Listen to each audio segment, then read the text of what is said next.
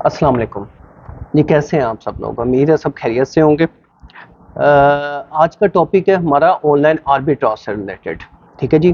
कि एक्चुअली में online arbitrage है क्या? क्योंकि बहुत ज़्यादा क्वेरीज़ जो हैं वो रिसीव हो रही थी रिगार्डिंग ऑनलाइन आर्बिट्राज, और बहुत से लोगों के डिफरेंट किस्म के क्वेश्चंस थे। आज इंशाल्लाह ताला मैं उन सब क्वेश्चंस का आंसर करूंगा और आपको ब्रीफली एक्सप्लेन करूंगा कि ऑनलाइन आर्बिट्राज क्या है और हम उस पर किस तरह वर्किंग कर सकते हैं, ठीक है जी? और आजकल किस मॉडल में ज़्यादा पोटेंशियल है, ठीक है? क्योंकि पहले जैसा कि आप लोग जानते हैं कि हम ज़्यादा ड्रॉप शिपिंग पे वर्किंग कर रहे थे। अब क्योंकि अमेज़ॉन की तरफ से बहुत स्ट्रिक्टनेस हुई हुई है, ड्रॉप शिपिंग के अकाउंट्स जो हैं बहुत ज़्यादा सस्पेंड हो रहे हैं, बल्कि हुए भी हैं। तो हम तकरीबन 4 टू 5 मंथ्स अगो जो है ऑनलाइन आर्बिट्राज पे मूव कर गए थे।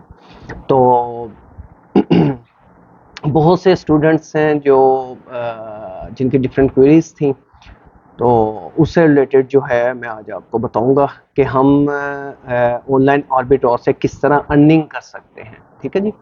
तो फर्स्ट ऑफ ऑल जो न्यू कमर है, जिसको बिल्कुल भी अमेज़ॉन के बारे में किसी किस्म का कोई नॉलेज नहीं है, तो उनको मैं बता दूं कि अमेज़ॉन जो है वो ई कॉमर्स से रिलेटेड दुनिया की सबसे बड़ी कंपनी है, जिस पे हम पाकिस्तान में रहते हुए भी वर्किंग कर सकते हैं। मेरा एक्चुअली अगर मेरी बात करें तो मेरी फर्स्ट प्रेफरेंस तो ये है कि अगर हमारा कोई भी जानने वाला England, Canada, America, Germany, Japan, Australia, किसी भी अच्छे यूरोपियन कंट्री में है, तो हम उसकी सर्विसेज ले सकते हैं। वो अगर अपनी जॉब कर रहे हैं, बिजनेस कर रहे हैं, उनकी जॉब, बिजनेस, किसी भी चीज़ को ज़रा भी किसी किस्म का कोई इम्पैक्ट नहीं होगा। सारा काम पाकिस्तान से बैठे हम लोगों ने करना है। एक्चुअली हम सर्विसेज दे रहे होते हैं, तो जिसमें अकाउंट एंड इन्वेस्टमेंट जो यूज़ होगी वो उनकी होगी और सर्विसेज सारी हमारी होंगी, और हम आपस में कोई परसेंटेज तय कर लेते हैं। तो इसके लिए लाजमी नहीं है कि आपका बाहर के कंट्री में होना लाजमी है।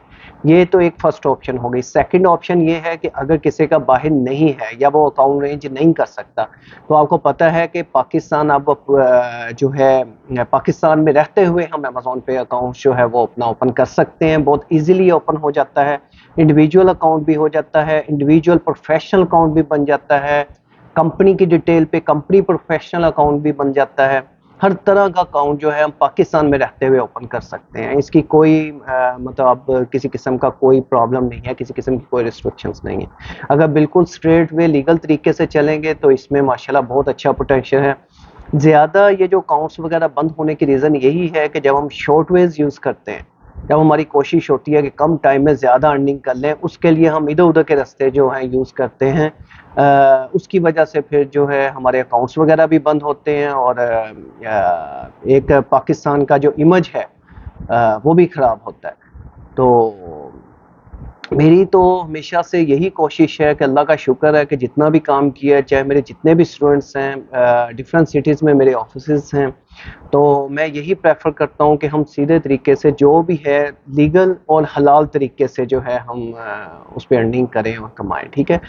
अब चूँकि हम ड्रॉप शिपिंग पे काम करते थे, ड्रॉप शिपिंग जो है अमेज़न अलाउ करता है, लेकिन उसकी कुछ रिस्ट्रिक्शंस हैं जिस पे हम पूरा नहीं उतर सकते। तो लेकिन एक्चुअली हुआ ये है कि जब एक चीज़ में गलत तरीके से बहुत ज़्यादा काम हो रहा हो, तो जो बंदा सही तरीके से भी कुछ परसेंट लोग जो सीधे तरीके से भी काम कर रहे हैं, वो भी नहीं कर पाते। क्योंकि जब अमेज़न जब सफाया करता है तो सबका इकट्ठा ही करता है, ठीक है जी? तो ये चीज़ है जी। तकरीबन ड्रॉप शिपिंग को तो ऑलमोस्ट ख़त्म हुए अबाउट 5 टू 6 मंथ्स हो गए हैं अमेज़न पे, ठीक है? अभी लोग डिफरेंट मॉडल्स पे काम कर रहे हैं। ये नहीं है कि ई-कॉमर्स बिल्कुल ख़त्म हो गया है, मतलब ईबे पे काम हो रहा है, वॉलमार्ट पे हो रहा है, शॉपिफाई पे हो रहा है। इस तरह डिफरेंट प्लेटफ़ॉर्म है जिसमें हो रहा है, और डिफरेंट मार्केट प्लेसेस हैं। सिर्फ एक ही मार्केट प्लेस नहीं है। यूएस से मतलब अब यूके में बड़ा अच्छा काम हो रहा है, ऑस्ट्रेलिया में हो रहा है, जर्मनी में हो रहा है, यूएई के मार्केट में बड़ा अच्छा अमेज़न पे काम हो रहा है। लोग कर भी रहे, ठीक है? लेकिन ये है कि मॉडल थोड़ा-सा चेंज हो गया है, और बिल्कुल लीगली वे में जो है वो काम कर रहे हैं, और अच्छे तरीके से अल्हम्दुलिल्लाह काम हो रहा है, ठीक है? अच्छा जी, अब हम अपने टॉपिक की तरफ आते हैं, ऑनलाइन आर्बिट्राज। तो बहुत से लोगों का क्वेश्चन होता है कि सर होलसेल एफबीए और ऑनलाइन आर्बिट्राज में क्या फ़र्क है। देखिए, जो लोग समझते हैं, जिनको थोड़ी बहुत हाव-भाव है, वो मतलब इजीली समझ जाएंगे। जो लोग बिल्कुल न्यू कमर है, उनके लिए मैं एक अलग से वीडियो सीरीज़ का जो है वो मैं इंशाल्लाह ताला आगाज़ करूँगा। उनको वहाँ से अच्छे तरीके से मतलब आहिस्ता आहिस्ता समझ आ जाएगा हर चीज़ का। तो देखिए, होलसेल एफबीए के बारे में पहले थोड़ा सा आपको ब्रीफ कर दूं। होलसेल एफबीए में ये होता था कि हम अपनी प्रॉपर एक कंपनी रजिस्टर्ड करते हैं। कंपनी रजिस्टर्ड करते हैं, उसके लिए हमें रीसेल सर्टिफिकेट भी चाहिए होता है। अगर यूएसए की मार्केट की बात कर रहा हूँ, एक्चुअली यूएसए की मार्केट की बात मैं इस वजह से ज़्यादा करता हूँ कि वो सबसे बड़ी मार्केट प्लेस है, ठीक है। तो ज़्यादातर लोग वहीं प्रेफर करते हैं, लेकिन लाजमी नहीं है कि आप यूएसए की मार्केट में करें, किसी भी मार्केट प्लेस में जा सकते हैं, चीज़ें तो सेम ही होती हैं, ठीक है। उसके अलावा अगर मैं होलसेल एफबीए पे काम करना चाह रहा हूँ, तो मेरे पास कम से कम मुझे कोई 8-10 हज़ार डॉलर्स जो है वो इन्वेस्टमेंट चाहिए होगी, कम से कम, ठीक है।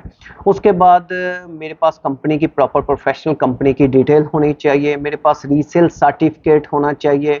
रीसेल सर्टिफिकेट ये होता है कि मैं रीसेल कर सकता हूँ किसी भी प्रोडक्ट को ना। तो रीसेल सर्टिफिकेट होना चाहिए। एक प्रोफेशनल वेबसाइट होनी चाहिए, ठीक है जी। उसके बाद क्या होता है जी कि मैं जो ब्रांड्स वगैरह हैं, हम उनको टच करते हैं। ब्रांड्स वगैरह से हमें अप्रूवल लेनी होती है, और ब्रांड से अप्रूवल लेने के लिए हमें इस प्रोफेशनल वेबसाइट और अपनी एलएलसी, रीसेल सर्टिफिकेट, सब चीज़ों की जो है हमें ज़रूरत पड़ती है, ठीक है। और ज़ाहिर बात है, हमने किसी भी ब्रांड से जब हमने अप्रूवल लेनी है या कोई प्रोडक्ट बाय करनी है, किसी भी प्रोडक्ट का आप मतलब लगा लो, तो सारी बात उसने 1-2 की क्वांटिटी में तो नहीं हमें देनी है, उसकी मिनिमम क्वांटिटी भी होगी। तो वो हो सकता है 500 की क्वांटिटी में दे, 200 की क्वांटिटी में दे, 300 की क्वांटिटी में हमें वो प्रोडक्ट दे। तो एक प्रोडक्ट हमें इतनी क्वांटिटी में उनसे परचेज करनी पड़ेगी, इसका एक पूरा तरीकाकार है। तो उन्हें कन्विंस करना पड़ता है, उन्हें बताना पड़ता है अपनी कंपनी के बारे में, उन्हें उनसे बार्गेनिंग करके प्राइस सेट करनी पड़ती है, मिनिमम ऑर्डर क्वांटिटी सेट करनी पड़ती है। तो ये सारा होलसेल एफबीए में होता है। जब वो एक प्रोडक्ट वगैरह जब हम उनसे लेते हैं, तो प्रॉपर उसके बाद फिर जो ब्रांड्स या डिस्ट्रीब्यूटर्स होते हैं, वो कुछ ब्रांड्स वगैरह तो हमारी प्रोडक्ट जो हैं वो रेडी कर देते हैं अमेज़न के वेयर हाउस में पहुंचाने के लिए। एक्चुअली एफबीए होता है फुलफिल्ड बाय अमेज़न, के मतलब हम अपनी एक प्रोडक्ट रेडी खुद से रेडी करवाते हैं, या हम किसी ब्रांड या डिस्ट्रीब्यूटर से एक प्रोडक्ट लेते हैं, और वो लेने के बाद हम अमेज़न को वो अपनी प्रोडक्ट्स भिजवा देते हैं, और वो चीज़ हम अपने अकाउंट पे लिस्ट कर देते हैं सेल करने के लिए। जब हमें ऑर्डर आता है, तो उसकी सारा कुछ वो अमेज़न खुद से देखता है। कस्टमर तक पहुंचाने की सारी जिम्मेदारी अमेज़न की होती है। उसने खुद ही पैक करना होता है, खुद ही डिस्पैच करना होता है, खुद ही कस्टमर तक मतलब उसने पहुंचाना होता है। इसमें हमारी किसी किस्म की कोई हेडेक नहीं है, ठीक है। तो FBA mean fulfilled by Amazon, ठीक है। अब कुछ ब्रांड जो होते हैं होलसेल एफबीए में, वो हमें ये ऑप्शन दे देते हैं कि चलो ठीक है, हम आपके बिहाफ पे इन प्रोडक्ट्स को प्रॉपर रेडी करके आपकी कंपनी का वो जो बारकोड या जो है लेबल्स वगैरह लगा के हम अमेज़न को पहुंचा देते हैं, ठीक है जी। लेकिन ये बहुत कम होते हैं इस तरह जो डिस्ट्रीब्यूटर्स या जो हैं अपने ब्रांड्स वगैरह या जो मैन्युफैक्चरर्स होते हैं। तो लेकिन ज़्यादातर ये कहते हैं कि नहीं, हम ये सर्विसेज नहीं देते, आप हमसे लें। वो लेके फिर हमें 3PL जो है उनकी सर्विसेज लेनी पड़ती हैं, थर्ड पार्टी की जो सर्विसेज हैं उनकी लेनी पड़ती हैं। हम वहाँ से लेंगे, फिर हम किसी एक अलग थर्ड पार्टी से कॉन्टेक्ट करेंगे, उन तक प्रोडक्ट्स पहुँचाएंगे, फिर वो पर प्रोडक्ट चार्ज करेंगे, जो नॉर्मली अबाउट 50 पेंस से लेके $1 तक होता है। ये प्रोडक्ट पे डिपेंड करता है कितनी बड़ी प्रोडक्ट है और क्या हिसाब किताब है। तो वो फिर हम वहाँ तक पहुँचाते हैं, फिर वो अब हमारी प्रोडक्ट्स को प्रॉपर रेडी करते हैं, पैक करते हैं, फिर वो अमेज़न तक पहुँचाते हैं हमारे बिहाफ पे। ये सारा जितना भी प्रोसीजर है, ये एफबीए का है, और इसमें कम से कम, जैसे मैंने आपको पहले बताया, 8-10 हज़ार डॉलर्स एक मिनिमम अमाउंट है जो हमें एक एफबीए के बिजनेस को स्टार्ट करने के लिए चाहिए होती है। अच्छा, दूसरी तरफ आ जाता है जी, अब मैं आपको बताता हूँ ऑनलाइन आर्बिट्राज क्या है। बहुत से लोग कहते हैं कि सर ऑनलाइन आर्बिट्राज में भी तो हम प्रोडक्ट अमेज़न को पहुंचाते हैं, वो भी तो प्रॉपर एक एफबीए हो गया। हाँ जी, बिल्कुल ठीक कह रहे हैं, वो भी एफबीए होता है, लेकिन इसमें फ़र्क ये है कि होलसेल एफबीए में ये बहुत इंपॉर्टेंट मतलब चीज़ है। यहीं से ही आपके जो हैं वो जितने भी पॉइंट्स हैं वो क्लियर होंगे, जो भी आपकी कन्फ्यूजन है वो यहीं से क्लियर होगी। तो इसको प्लीज़ गौर से सुनिएगा। जो FBA है उसमें हम डायरेक्ट डिस्ट्रीब्यूटर से, मैन्युफैक्चरर से या ब्रांड से प्रोडक्ट्स लेते हैं और उनकी मिनिमम क्वांटिटी भी अच्छी खासी होती है, 200, 300, 500 के लगभग एक प्रोडक्ट की, और हम तब वो अमेज़न को पहुंचाते हैं। ठीक है, वो भी FBA ही है। लेकिन ऑनलाइन आर्बिट्राज का मतलब है हम किसी भी रिटेलर से प्रोडक्ट्स ले रहे हैं और उसको FBA कर रहे हैं। रिटेलर मीन उसमें हमें किसी ब्रांड की, किसी जो है मैन्युफैक्चरर या डिस्ट्रीब्यूटर्स की जरूरत नहीं है। हम उसमें, जैसे मैं आपको एक एग्जांपल देता हूँ, जो लोग काम कर रहे हैं वो अच्छे से समझ जाएंगे। जैसे सिंपल सैम्स क्लब ले लें, वॉलमार्ट ले लें, बीजेस ले लें, कॉस्को ले लें, ये सब रिटेल स्टोर्स हैं। ठीक है, इनकी प्रोडक्ट्स काफ़ी रीजनेबल होती हैं, इसकी प्राइसेस काफ़ी रीजनेबल होती हैं और बहुत ज़्यादा प्रोडक्ट जो है, ह्यूज क्वांटिटी है प्रोडक्ट्स की। ठीक है, कि हम अगर इन रिटेलर से प्रोडक्ट्स वगैरह बाय करते हैं, करने के बाद हम उसको, उसके लिए भी 3PL की ज़रूरत है। हम उसको प्रोडक्ट जो है उनको प्रॉपर अमेज़न के हिसाब से रेडी करते हैं, पैक करते हैं, पैक करने के बाद हम उसको आगे पहुंचाते हैं, मींस के हम उसको अमेज़न के वेयर हाउस में पहुंचाते हैं। इसको बोलते हैं ऑनलाइन आर्बिट्राज। अब इसमें मेन डिफरेंस तो ये हो गया कि एक तो हमें इसमें बल्क क्वांटिटी की जरूरत नहीं है, जैसा कि ब्रांड के लिए जरूरत थी, उसके लिए हमें वेबसाइट चाहिए थी, इसके लिए हमें वेबसाइट की कोई जरूरत नहीं है। उसके लिए हमें मिनिमम ऑर्डर क्वांटिटी, जारी बात है ब्रांड के हिसाब से हमें चलना पड़ना था। उसने कहना था अगर कोई भी प्रोडक्ट है वो अगर आप 200 की क्वांटिटी में ले रहे हो, रिटेलर से आप वो 5 की क्वांटिटी में ले सकते हो, 10 की क्वांटिटी में ले सकते हो, 15 की क्वांटिटी में ले सकते हो। लाजमी नहीं है कि आप 2-2, 300 की क्वांटिटी में लो। ठीक है, एक ये सबसे बड़ा और मेन डिफरेंस आ गया। दूसरा, हमें इसके लिए किसी किस्म की वेबसाइट की जरूरत नहीं है। तीसरा, हमें किसी किस्म की रीसेल सर्टिफिकेट की जरूरत नहीं है।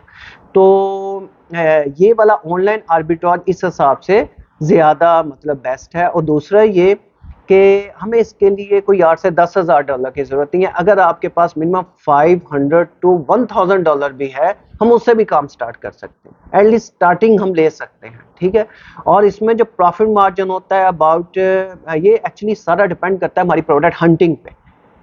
जारी बात है जितनी बेस्ट हमारी प्रोडक्ट हंटिंग होगी उतना ही अच्छा प्रॉफिट होगा।